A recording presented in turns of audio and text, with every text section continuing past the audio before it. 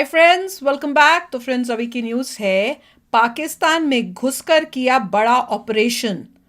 हाँ, दावे से दुनिया हैरान। देखिए भाई क्या है।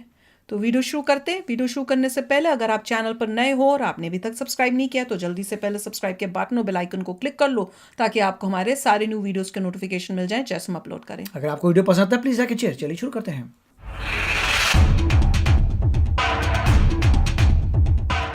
आपने कई बार सुना होगा कि इजराइल की खुफिया एजेंसी मोसाद किसी भी आतंकी हमले का जवाब देने के लिए दुश्मन के घर में घुसकर ऑपरेशंस को अंजाम देती है।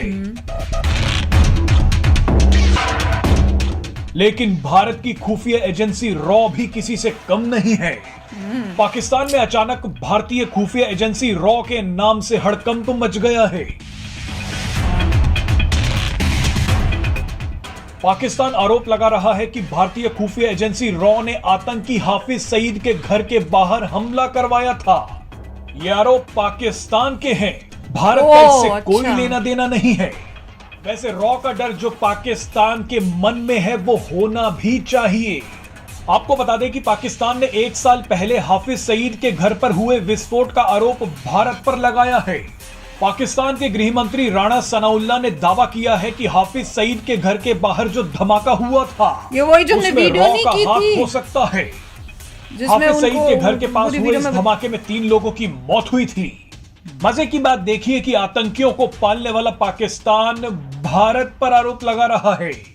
जानकारी के लिए बता दें कि जून 2021 में लाहौर के जौहर टाउन में लश्कर तैयबा के सरगना हाफिज सईद के घर के पास एक शक्तिशाली विस्फोट हुआ था। ये वही था ना जिसको जेल में होना चाहिए था, जेल की जगह बाहर है। नहीं बता सकते। वैसे भी पाकिस्तान में आए दिन शिया सुन्नी के विवाद में मस्जिदों और बाजारों में धमाके होते ही रहते हैं। हो सकता है कि इन्होंने आपस में लड़ मर के ही बम फेंक दिया हो। लेकिन जब पाकिस्तान भारतीय खुफिया एजेंसी रॉ पर आरोप लगा ही रहा है तो उसे लगाने दीजिए और उसे डरने भी दीजिए। यहाँ आपको एक और मजे की बात बताते हैं। कुछ महीनों पहले पाकिस्तान के कराची में एक जहूर मिस्त्री नाम के आतंकी की हत्या हुई थी। जहूर मिस्त्री भारतीय विमान IC-814 के अपहरण में शामिल था। आपको याद होगा कि इंडियन एयरलाइंस के IC-814 विमान को 24 दिसंबर 1999 के दिन नेपाल से हाईजैक कर लिया गया था। इस विमान को अफगानिस्तान के कांधार में उतारने से पहले अमृतसर, लाहौर और दुबई भी लेकर जाया गया था। जहूर मिस्त्री इसी खतरनाक हाईजैकिंग में शामिल था। जहूर मिस्त्री पिछले कई सालों से कराची में नाम बदल कर रह रहा था। इस मामले में भी पाकिस्तान की मीडिया ने दावा किया कि भारत की खुफिया एजेंसी ने एक सीक्रेट ऑपरेशन के तहत जहूर मिस्त्री को मार गिराया है। तो क्या गलत बताया गया कि हमलावरों ने दुकान में घुसकर जहूर मिस्त्री को गोली मारी और मौके पर ही उसकी मौत हो गई। आप ये जानकर हैरान हो जाएंगे कि जहूर मिस्त्री को कंधा देने के लिए जैश ए मोहम्मद के कई बड़े आतंकी शामिल हुए थे। यार, बड़ी न्यूज़ सुन के तो लग रहा है क्या चल क्या रहा है। एक तो वो मतलब उस टाइप के लोग जिनको खुद ही आप लोगों को अपनी कंट्री में जेल में डालना चाहिए, आप उनको खुला छोड़ के बैठे हो। और अगर कोई कंट्री दूसरी उनको अपने एजेंट्स भेज के उनको कर रही है क्योंकि उन्होंने उनकी कंट्री के अगेंस्ट कुछ किया, उनकी पब्लिक के अगेंस्ट, उनके सिटीजन्स के अगेंस्ट कुछ इस टाइप से इलीगल काम किए हैं, तो आपको उसमें प्रॉब्लम हो रही है और आप उसके बाद उसी बात को उठा रहे हो। ये देखिए आपस की उनकी प्रॉब्लम्स हैं जिसकी वजह से ये सब हुआ है। अगर रॉ कुछ ऑपरेशन करता तो वो ऑपरेशन सक्सेसफुल हो जाता। उसका ऐसा चांस नहीं है कि सक्सेसफुल ना हो। जैसे कह रहे हैं घर के सामने जो है बॉम्ब फटा तो वो आपका ऑपरेशन जो भी था फेल हो गया। घर के आगे बॉम्ब फोड़ने से क्या मिला आपको? कुछ भी नहीं, राइट। आपने इनफैक्ट उनको अलर्ट कर दिया। तो ये आपस में उनकी कोई प्रॉब्लम्स होंगी, आपस में जैसे बोल रहे हैं शिया सुन्नी की प्रॉब्लम होगी, कुछ समथिंग लाइक दैट, जहाँ पे ऐसा कुछ लोकल इवेंट हुआ होगा। अगर को highly trend spy agency India की जो है, अगर वो कोई ऑपरेशन करेगी तो वो सक्सेसफुल ही होगा। मेरे पॉसिबल नहीं है कि वो सक्सेसफुल ना हो। तब उसके बाद जो है आउटकम डिफरेंट आता, वो पूरा सक्सेस होता वहाँ पे। और जो लोगों को समझ नहीं आता, जैसे ISI पाकिस्तान कहता है ISI वर्ल्ड की सबसे बेस्ट स्पाई एजेंसी है, ये उनका कहना है। अभी जैसे जैसे समय बीतेगा उनको ये नज़र आएगा जब पैसा नहीं होता तो कोई कहीं का बेस्ट नहीं होता। इसमें आपको चाहिए दिमाग जो इंडिया में है नंबर 1 है, और पैसा जो इंडिया के पास आ रहा है, इन दोनों को आप अप्लाई करेंगे, दिमाग एंड पैसा, तो रॉ जो है वर्ल्ड की नंबर 1 स्पाई एजेंसी होगी। उसके सामने कोई भी एजेंसी जो है बच्चा लगेगी। ये क्रिटिकल है। यस आप कह सकते हैं KGB जो रशिया की है वो काफ़ी स्ट्रांग है, CIA US की स्ट्रांग है। उनके पीछे क्या है? एक एक्सपीरियंस और एक पैसा, कि पैसा लगा हुआ है। चाइना की आई डोंट नो चाइना की क्या है, मगर इंडिया जिस हिसाब से जब नंबर 3 बन रहा है, everything is going to be very powerful.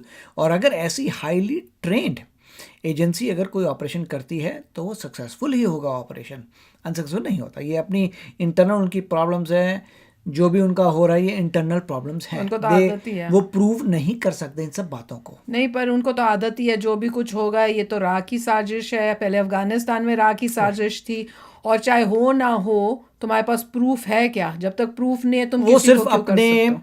लोगों को एक उन्होंने बबल में डाल रखा है, हेट्रेड के बबल में।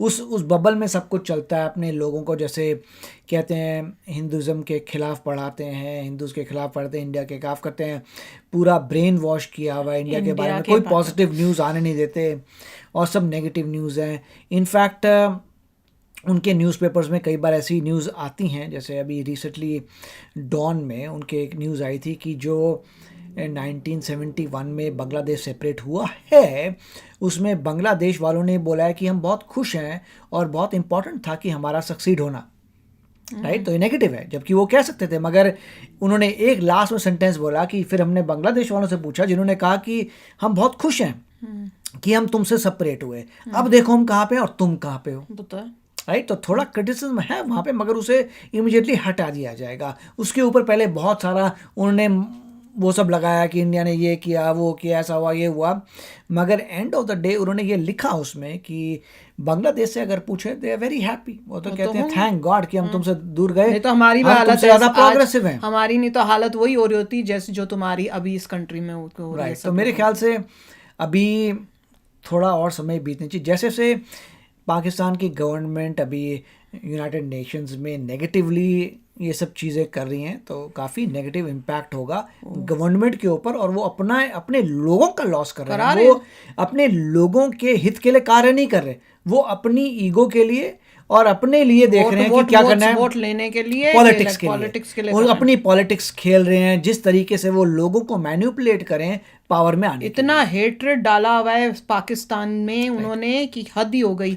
अगर कंट्री उनकी डूब इसलिए रही है क्योंकि कोई अपनी लोगों की हेल्प नहीं करना चाहता, अपनी पॉलिटिकल पावर के लिए सिर्फ नफरत नफरत नफरत के अलावा उन्होंने कुछ नहीं फैलाया हुआ। आप जरा वीडियो देखना, वो जो हमने की है जिसमें पूरा वीडियो में बताया है कि कैसे इनके जो फॉरेन मिनिस्टर हैं उन्होंने मोदी जी के अगेंस्ट इतने अपशब्द बोले हैं कि कोई इंडियन सुनेगा उसका खून खौल जाएगा कि तुम्हारी हिम्मत कैसे हुई हमारे प्राइम मिनिस्टर को इस तरह से बोलने की। और जिस तरीके से बोला हंस हंस के, मुझे इतना गुस्सा आ रहा है ना, मेरे को सच्ची में कोई इंडियन देखेगा ना उसका खून खोलेगा कि हाउ डेयर यू।